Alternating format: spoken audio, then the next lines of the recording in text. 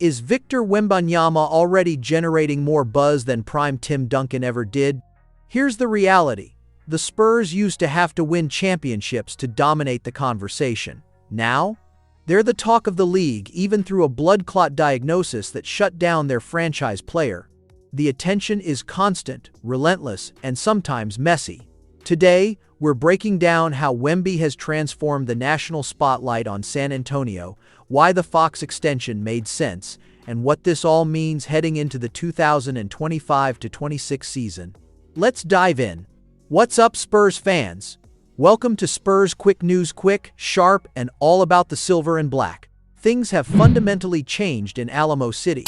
During the Duncan era, the Spurs were respected, dominant, and often overlooked until they hoisted another Larry O'Brien trophy.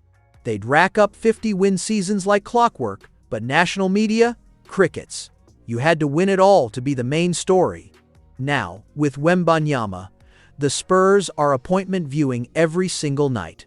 When Wemby was diagnosed with deep vein thrombosis in his right shoulder in February 2025 and shut down for the remainder of the season, the story dominated headlines for weeks.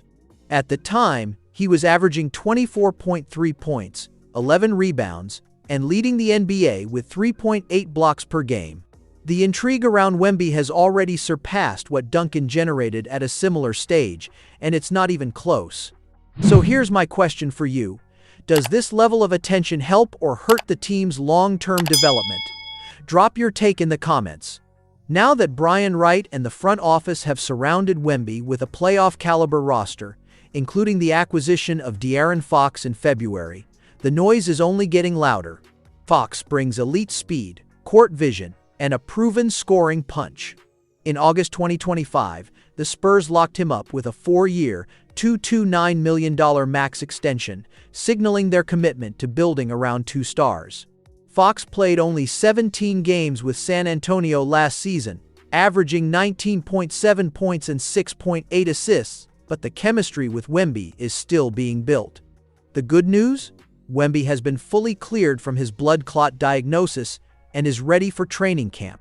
The spacing has improved, the pace has ticked up, and suddenly the Spurs aren't just fun to watch, they're legitimately dangerous. If you're enjoying the breakdown, tap that subscribe button so you never miss a beat. Here's where it gets frustrating. After landing the number 2 overall pick in the 2025 draft and selecting Dylan Harper from Rutgers, national media personalities started floating the idea that San Antonio should trade De'Aaron Fox instead of extending him. Let that sink in. They wanted the Spurs to bring in an all-star caliber guard who specifically requested a trade to San Antonio, make grand promises to get him there, and then immediately flip him for assets. That's not just bad basketball analysis, it's a fundamental misunderstanding of how the Spurs do business. This franchise is famous for treating players with respect and building championship rosters the right way. That reputation is why they're one of the most admired organizations in all 4 major sports. Brian Wright knows this. New head coach Mitch Johnson, who was promoted after Greg Popovich transitioned to president of basketball operations in May, knows this too. What's your read? Should the Spurs prioritize timeline fit over talent acquisition? Let me know below. The wildest part? These same analysts were hyped when the Spurs traded for Fox. But the second Dylan Harper entered the equation, the narrative shifted. Suddenly, Fox was redundant, not a great fit, or on the wrong timeline. They started devaluing a guard who averaged over 26 points the season before the trade. None of those concerns existed before the draft lottery. It's reactionary, it's lazy, and it ignores the reality that elite talent wins games. As Mitch Johnson put it perfectly during his first season calling plays, "We're never going to shy away or avoid having too many good players." That's the mentality. Stack talent, let the coaching staff figure out the rotations, and trust the process. Fox, Harper, and Wemby can absolutely coexist. Fox's ability to collapse defenses opens up passing lanes for Wemby's cutting and roll gravity. Wemby's rim protection allows Fox to gamble more on ball.